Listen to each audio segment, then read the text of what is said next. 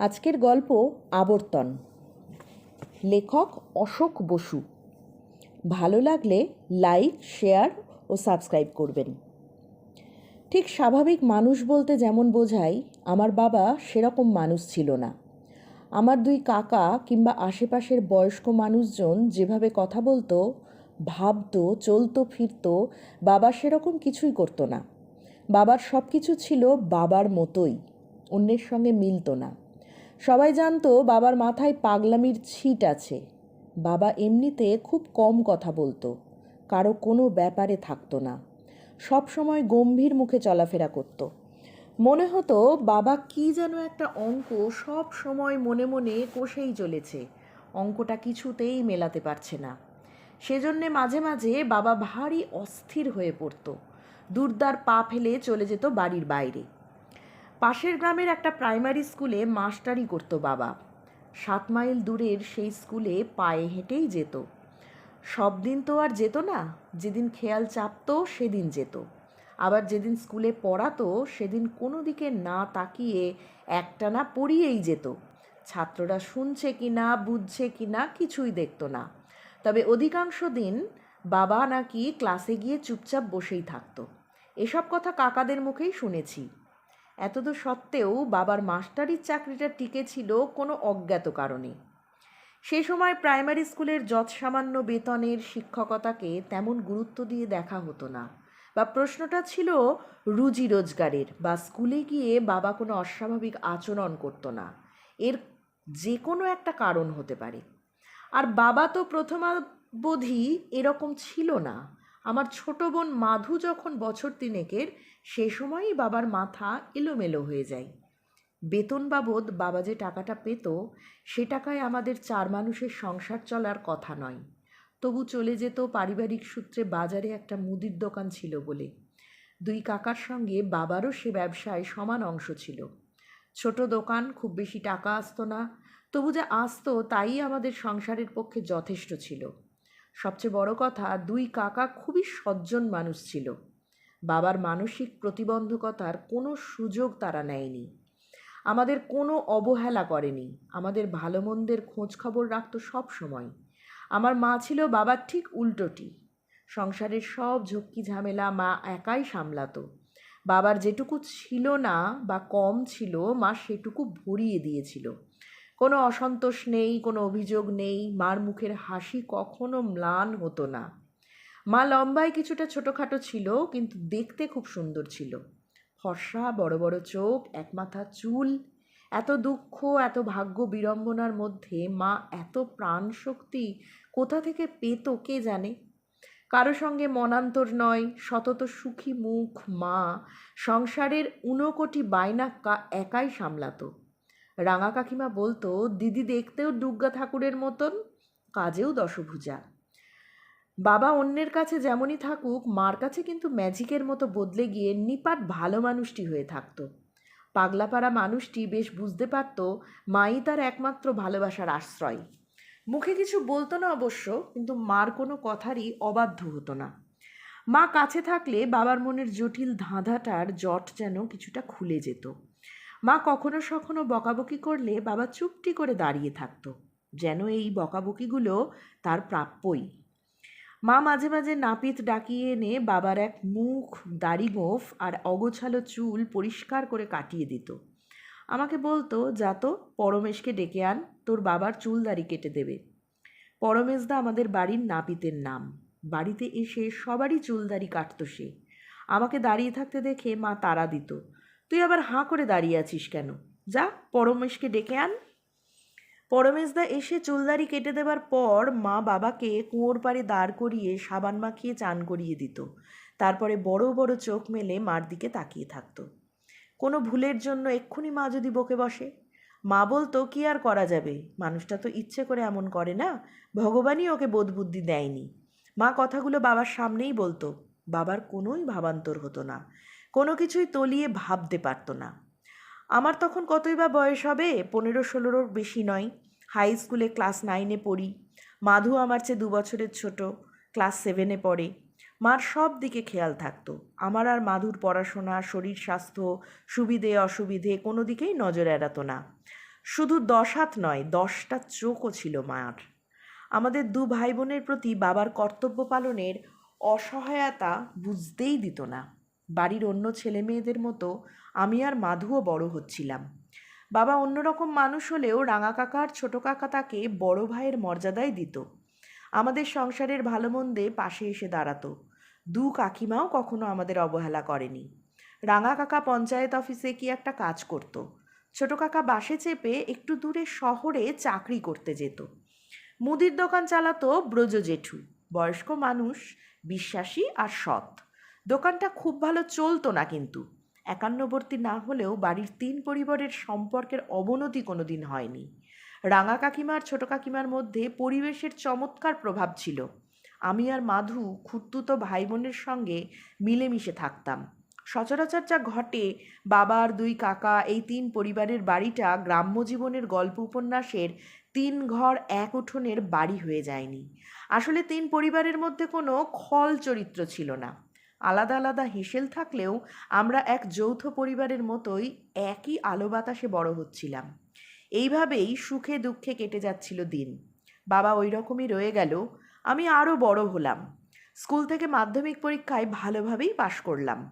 মাধুরও class 9 হলো। Frock ছেড়ে শাড়ি পরতেই মাধু যেন এক লাফে বড় হয়ে গেল। মাধুর মধ্যে মায়ের আদলটা পুরোপুরি এসে গেল। একই রকম মুখের ছাঁচ, গায়ের রং, শরীর, গলার স্বর, বয়সেও তফাৎ না থাকলে মা আর মাধু দুজনকে আলাদা করে চেনাই মুশকিলের ব্যাপার হতো। একদিন ছোট কাকিমা বলল, দিদিও মনে হয় বিয়ের আগে মাধুর মতো দেখতে ছিল। রাঙা কাকিমা বলল, মনে হয় কি রে ছোট, অবিকল এই রকমই। বিয়ের পর প্রথম এ বাড়িতে এসে এই মাধুর মতোই দিদিকে দেখেছিলাম। এ সময় মায়ের মধ্যে অন্য একটা চিন্তা এসে গেল, মাধুর বিয়ের চিন্তা। বাবার তো এই হালগতিক থেকেও নেই।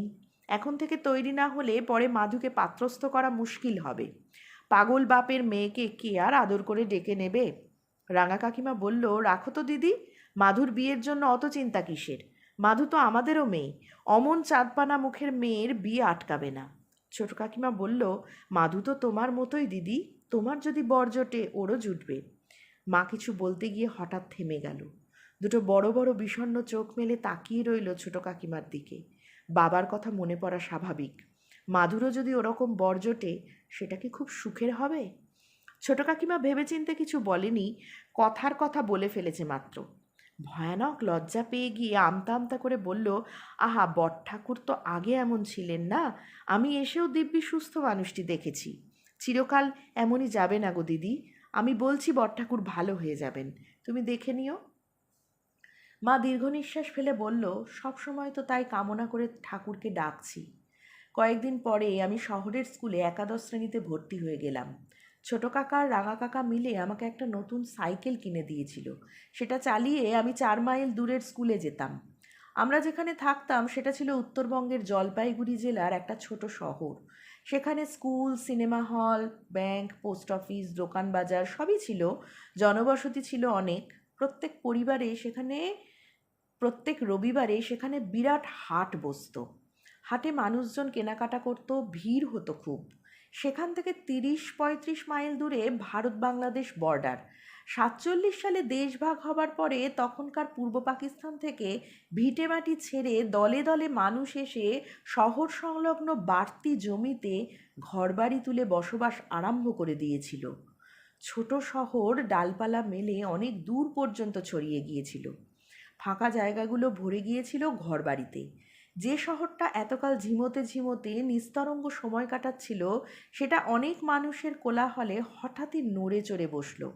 দিন বদলের সঙ্গে সঙ্গে জিনিসপত্রের দাম হু হু করে বেড়ে গেল। আমাদের সংসার চালানোর খরচও বেড়ে গেল দুনো। মার হাতে সঞ্চয় তো কিছু ছিল না। প্রথম প্রথম বাবাকে চিকিৎসাপাতি করাতে ডাক্তারের ওষুধে অনেক পয়সা চলে গিয়েছিল। মার সামান্য সঞ্চয় তো চলেই গিয়েছিল, উল্টে কিছু টাকা দেনাও হয়ে গিয়েছিল। কাকারা অবশ্য টাকার কথা কোনোদিন বলেনি, কিন্তু মা ভবিষ্যৎ প্রয়োজনের কথা ভেবে যখন যেমন পেরেছে কিছু কিছু দেনা শোধও করে দিয়েছিল। ডাক্তার দেখিয়ে বাবার অবস্থার কোনো উন্নতি হয়নি, বরং দিন দিন মাথার গোলমালটা বেড়েই চলেছিল। একটু হতোদ্যম হলেও কিন্তু হাল ছেড়ে দেয়নি মা। বাবাকে ভালো করতে যে যা বলেছে তাই করেছে।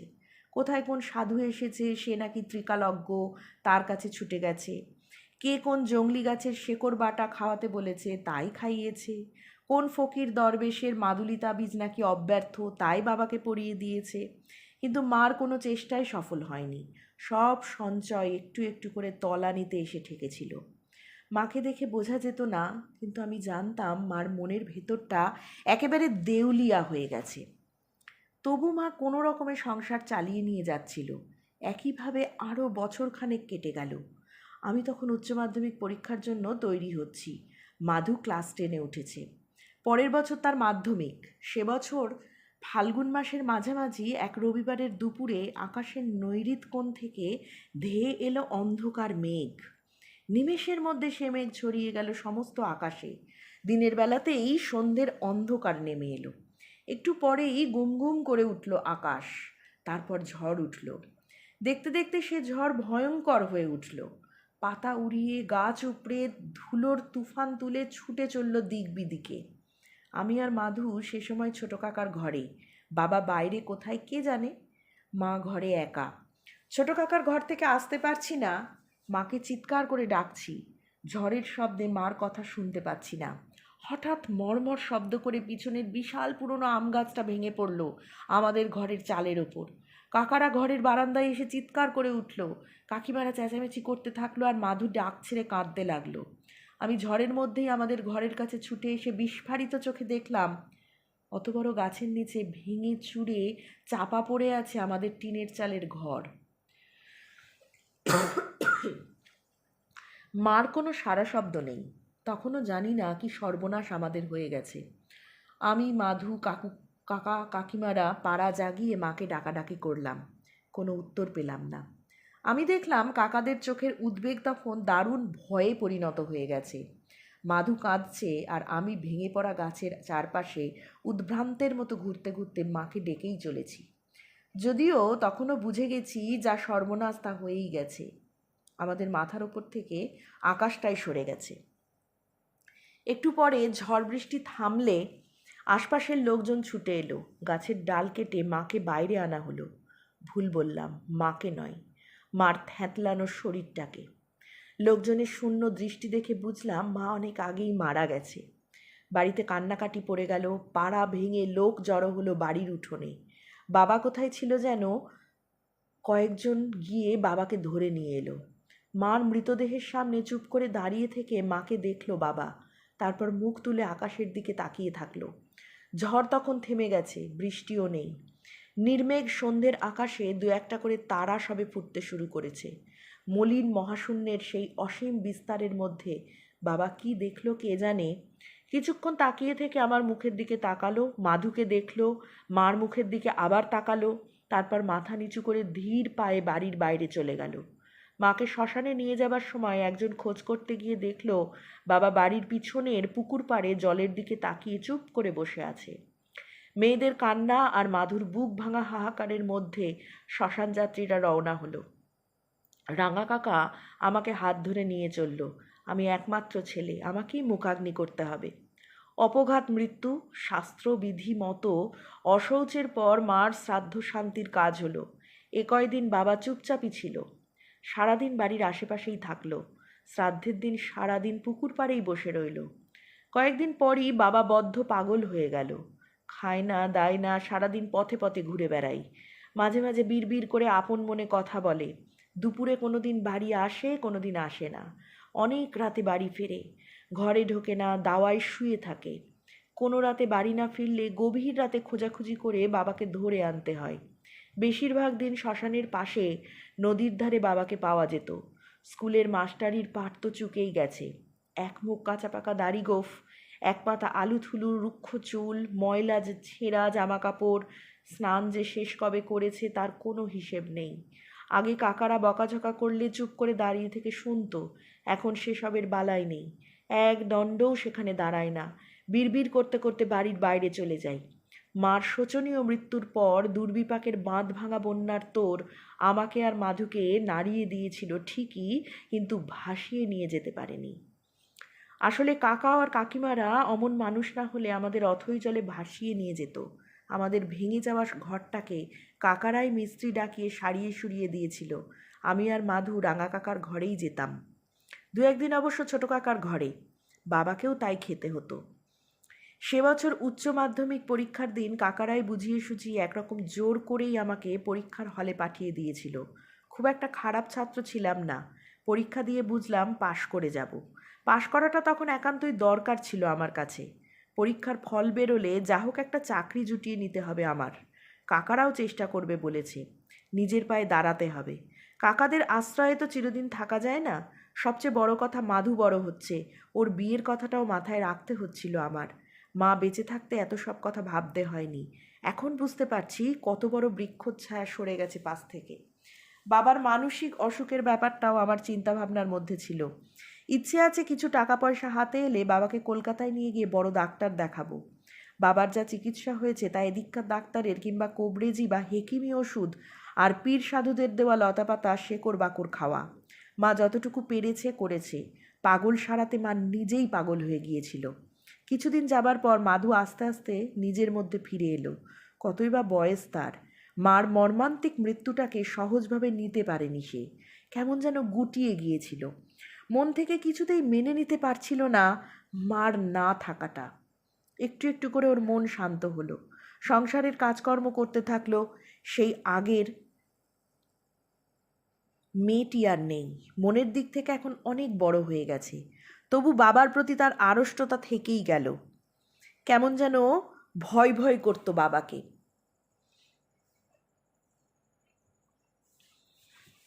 বাবার জন্য ওর ভীষণ কষ্ট হতো, কিন্তু কিছুতেই বাবার কাছে আসতে পারতো না। ওরই বা কী দোষ এই বয়সে মাকে ওইভাবে হারিয়েছে, বাবা থেকেও নেই। এত বড় দুটো আঘাত সহ্য করার মতো বয়স তো ওর নয়।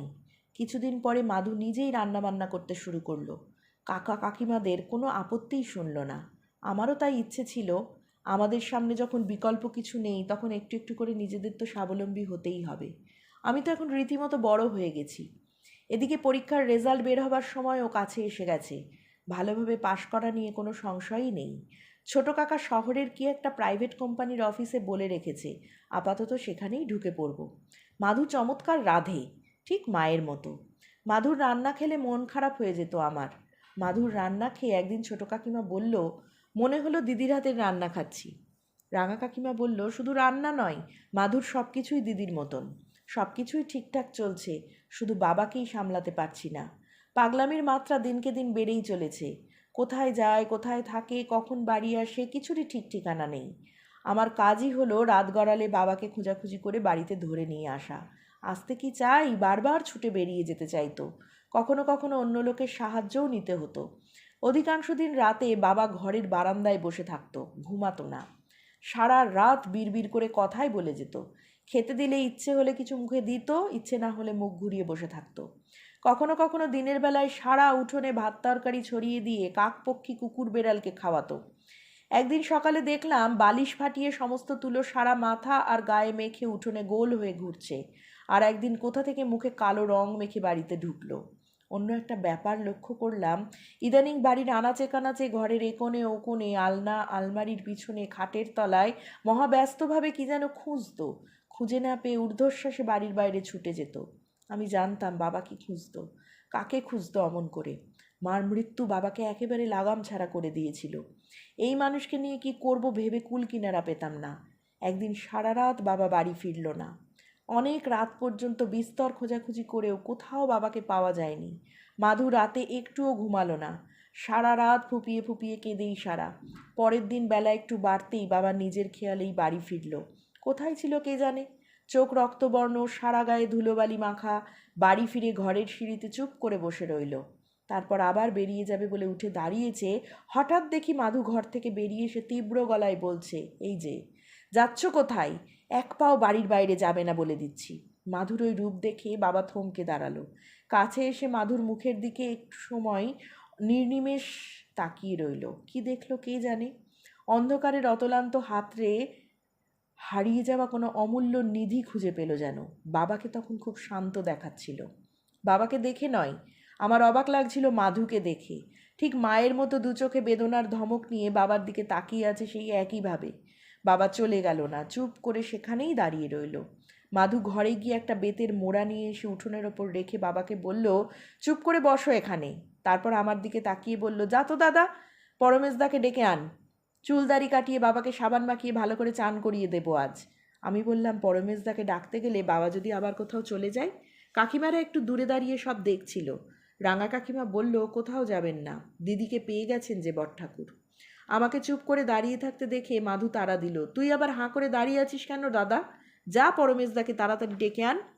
আমার বুকের ভেতরটা দুলে উঠল। এ কে কথা বলছে, মাধু না আমার হারিয়ে যাওয়া মা? অবিকল সেই একই কথা, যেমন করে মা আমাকে বলতো। আমি কি আর এক মুহূর্ত সেখানে থাকি? ছুটে গেলাম পরমেশদাকে ডেকে আনতে। ছুটে গেলাম না উড়ে গেলাম? আমি জানি আমার এ উড়ে যাওয়া আর থামবে না। ধন্যবাদ।